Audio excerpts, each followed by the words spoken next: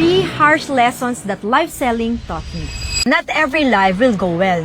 Kasi tandaan nyo, ang negosyo, parang ups and downs yan, may highs and lows. Minsan ngayon marami kang benta, sa susunod kukonti. Pero lagi mong tandaan, laban lang ng laban kasi hindi mo alam kung kailan pala yung peak season na marami kang mabebenta at andyan ng kliyente para panoorin ka. Consistency matters more than talent. Ang consistency, even if you have the talent, kung hindi mo palaging ginagawa yan, hindi mo yan mapapractice because practice makes it perfect. Kapag everyday ginagawa mong live selling at matyaga ka sa bagay na ginagawa mo, definitely you're gonna get there at makikita mo kung ano ba talaga ang pumapatok sa masa at sa lahat ng kliyente.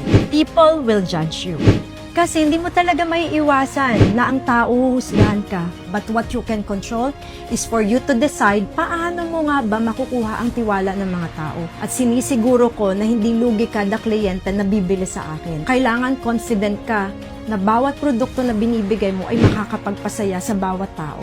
The jewelry is an authentic piece. High value piece ito. Ikaw pa lang sa sarili mo, pinapakita mo ng pagiging totoo mo. Kaya sa lahat ng mga gusto magsimula ng live selling, tandaan nyo to, you have to be real. You have to be authentic no matter what. Kahit ano pang iba to at sabihin ng ibang tao sa inyo, just keep on going. Kaya nyo yan. Kasi kung kaya ng Jewel Fairy, mas kaya nyo yan. So let's spread sparkle every day. I am Haina, your Jewel Fairy. And this is